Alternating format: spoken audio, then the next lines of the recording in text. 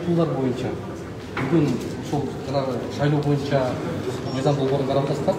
Айыптуулар качан каралат, качан түшөт? Эгер каникулга кетип калсаңыздар, айдоочулар эмне кылат? Эда мыйзамды комитеттерге кирсе дөкпөт сунуштайт. Биз сунуштай албайбыз. Өкмөт кайсы мыйзамдарды кезектеп сунуштаса ошолорду эле карайт. Азыр мына уголовный кодекс, уголовно-процессуальный кодекс, кыргыз өлкөсүнүн өкмөтү жөнүндө, ана кыргыз өлкөсүнүн жергиликтүү бийликтери жөнүндө мыйзамды киргизсе, биз 3 мыйзамды четке кактык, тебип салдык, кийинки жумага жетирип алдык. Азыр мына очокто турган мыйзамдарды карап атабыз. Баягы Кыргызстандагы азыркы күндөгү эң керектүү өкмөт муктаж болгон мыйзамдарды карап атабыз. Айыппулдар эмне болот? Айыппулдар жөнүндө мыйзамды киргизген жокпуз. Качан керек? Билбейм, бул биздин милдет эмес. Аны өкмөт киргизет. Эгер сиздер каникулга кетип калсаңыздар эмне болот? Кандай каникул? Biz azı bir ayda bir iştirak ettik. Gezek sesler iştirak ettik. Avgust официальный отпуск. Отпуск. Bir ayda insan oluyor. Abi bırak ayda sentabırda geçti işte. Sentabırda geçti sanki kendi mizamlar cılbadı. Mizamlar cılbadan keyin azı şayloo kodeksi boyunca mizamdı Avgust'un başında kabul alatırgan bolsa, noyabr açıp, sentabr açıp, 2 ay iştey berет. Şayloodan çıkınca.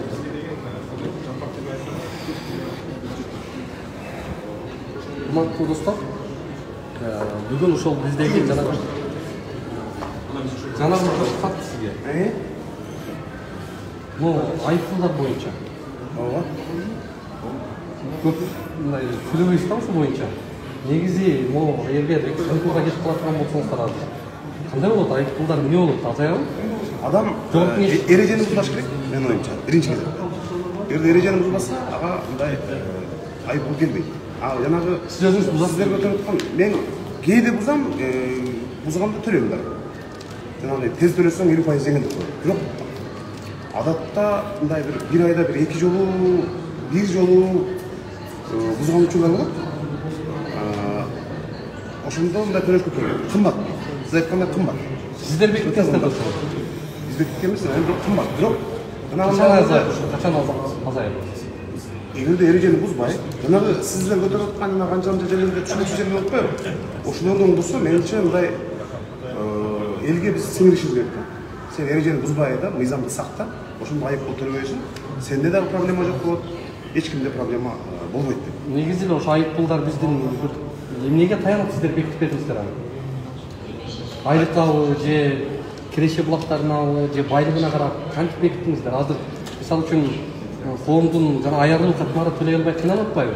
Анда эреже бузбай койсуң. Кантип бузбайт? Бузбош керек эле. Шарттар жок болуп атпайбы? Талаптар эреже бузбай койсо, ал эч кандай айыппул төлөбөйт. Эгерде ал жөн эле мындай төлөй бересиң. Эч ким барып атайын бузбайт да, мындай билбестиктен жана кандай бир эрежелерди окуп калыш керек. Машина айдаганда жок такыр бирөөнү сүзүп кетпешиң керек, ичимдик ичпешиң керек. Ошонун бардыгын эгерде арзандатып эле мындай эметип койсок болбойт. Катуу болуш керек. Мисалы, өнүккөн өлкөлөрдүн баарында чакан гана эреже бузсаң дагы салык төлөйсүң, айыппул төлөйсүң да. качан азаят? Азыр менимче азайтыштын кереги жок көп деле. Эреже бузбаш керек болду. Сиз кыйналбай элесизби мындай төлөгөндө? Мен эреже бузбайм да. Такыр бузбайсызбы? Кээде бузам, 50% жеңилдик менен төлөйм. Тез төлөсөм, 50% жеңилдик менен төлөйм да. Анан эми элдерге арзандатып берген жакшы, албетте, жана төлөй албайт деп көпчүлүгү. Айлыктар аз, пенсия киреше аз. Аларга арзандатууну мына өкмөт алып келиш керек. Менимче алып келип атат. Депутаттар алып келсе биз колдоп беребиз. Ал жана 1000 сомдук эле айыппулдар, 3,5 сомдук, 5,5 сомдук, 7,5 сомдук айыппулдар өз ордунда калбадыбы? Ал элди эч ким мажбурлабайт. Машинаңа түз айдап, коруңу тагынып, алкоголдук ичимдик ичпей, чыгып барып, жакшынакай жетүү жериңе жетип алып келсең, эч кандай эме болбойт. Эгерде ал айыппул, демек, элдер эреже бузбаш керек, Эреже бузбаш керек. Бул туура нерсе негизи. Туура. Айыппулдарды азайтыш керек да. Азайтыш керек, туура. Давлетович. Мына достор, бүгүн Жогорку Кеңештин депутаттары өздөрүнө жанагы шайлоо боюнча мыйзамын кароодо дээрлик 99% катышып атат бүгүн сессияда.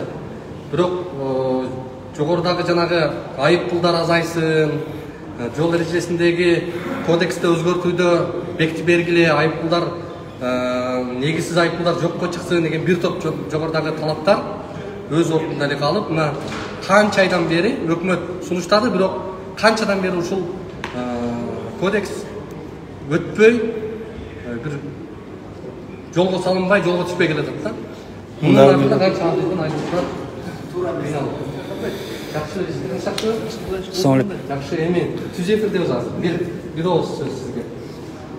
Айыппулдар качан азаят?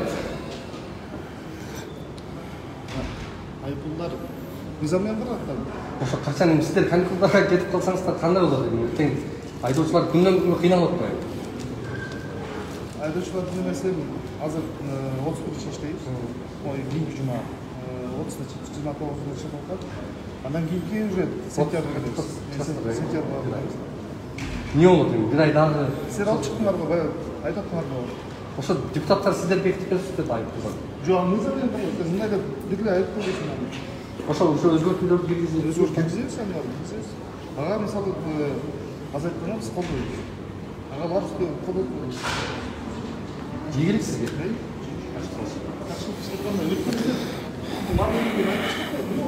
Ошо комиссия болуп атпайбы?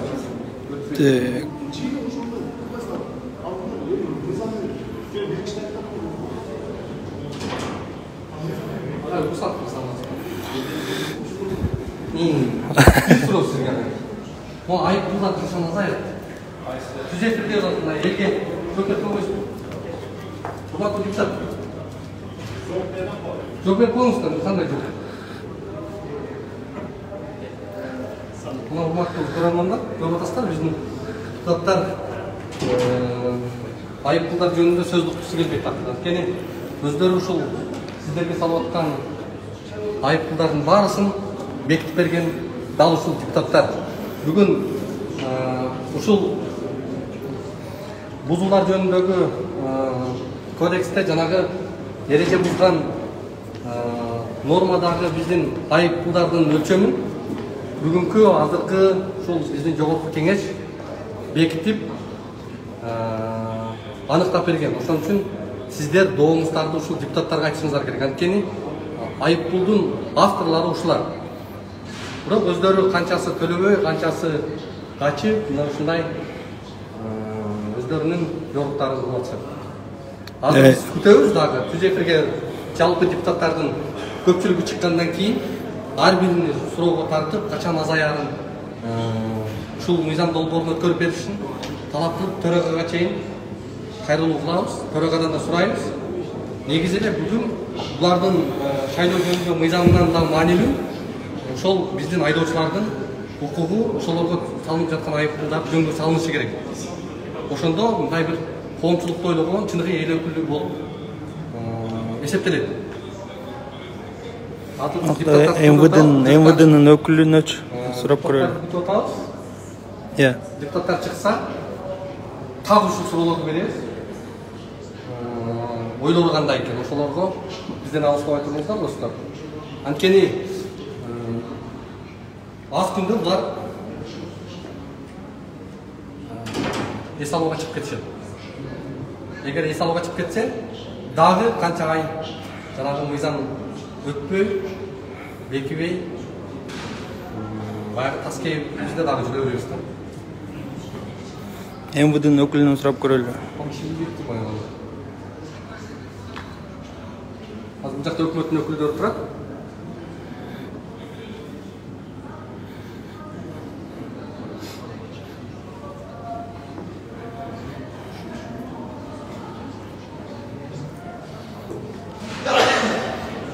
Канча?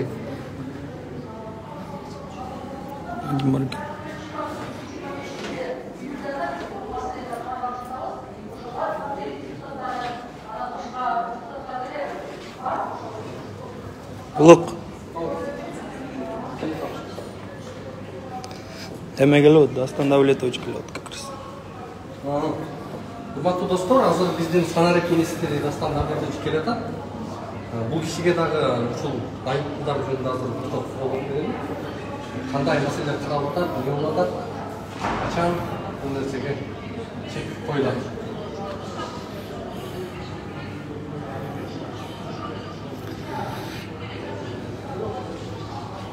Саламатсыз Дастан агай.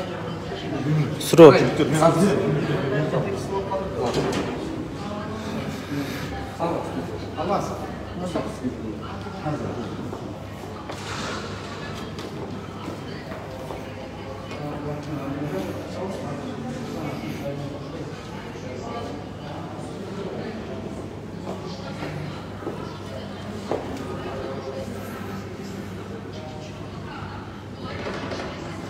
Бүгін сіздерге жана 70% деп 70% жеңілдетүү каралды деп сунуштап атпайбы мыйзам болбоодун. Бирок бул биринчи категориядагы жана айыптар жөнүндө гана да 1000 сомдук айып гана 300 сомго түшөт, 70% жеңилдетилет. Бирок 3000 сомдук, 5500 сомдук, 7500 сомдук жогорудагы айыптар өз нормасында калат. Мурда кандай болсо, ошол эле тас кейпинде калат.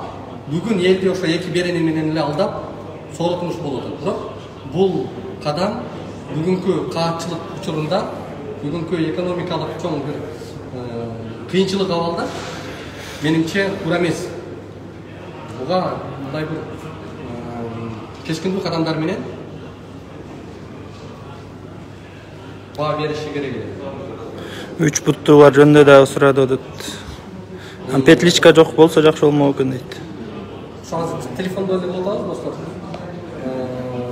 3 буттуулардагы биз сиздерге буга чейин көрсөтүп айтканбыз. 3 буттуулар мыйзамсыз турат. Бүгүнкү күндө Vega компаниясынын 89 камерасы мыйзамсыз бүгүн шаар аймактарында иштеп атат. 89 камерасы. Муну бизге Бишкек мэриясы официалдуу түрдө тастыктап берди. Эч кандай келишимибиз жок. Турган ордунда мындай бир негизсиз турушат. Тиги заявление жазбадык беле, баягы арыз жазбадык беле, жолдо негизсиз тургандар боюнча ушунун эмесинде экен как раз. Баягында Вегалар орнотулган. Рұқсат қоясың.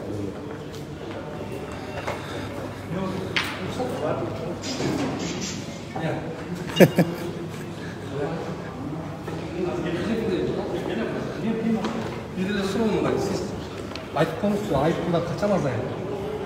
Мыйзам кабылданганбыз.